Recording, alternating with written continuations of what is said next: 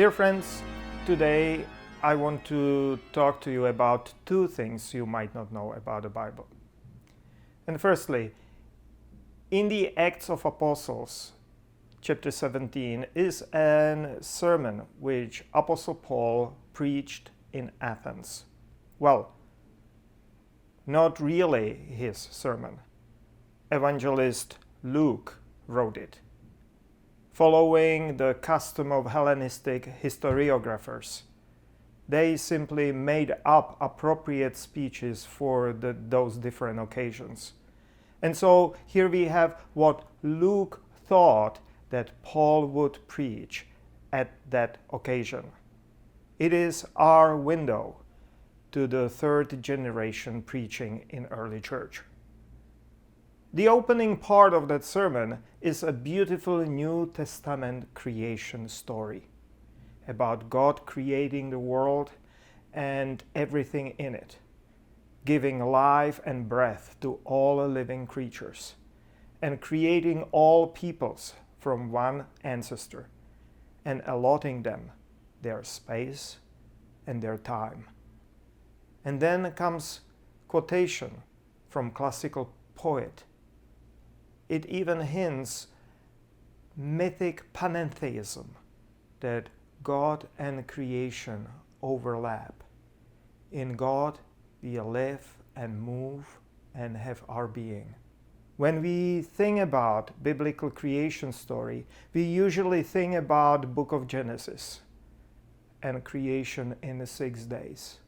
Here you have a beautiful little gem of New Testament creation story, influenced by classical Greek philosophy.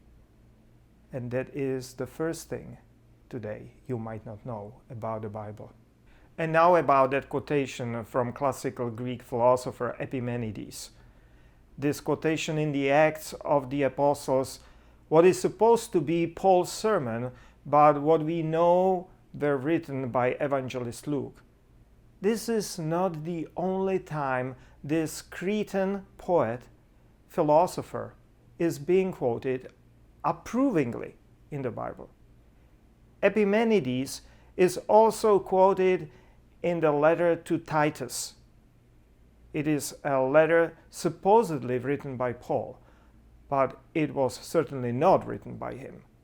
It was written together with other pastoral epistles, 1st and 2nd Timothy, about 2 or 3 generations later. And I cannot stress enough how unusual this is, to have a Greek philosopher quoted in the Bible. And in addition, it is the same Greek philosopher, or better, semi-legendary pagan prophet. And it is in the documents written at a similar time, pretending to be written or spoken by Paul. What a strange coincidence, or possibly pointer, that pastoral epistles and writings of evangelist Luke, the Gospel and Acts, might share some common background, if not outright the same author's hand. And that is the second thing today you might not know about the Bible.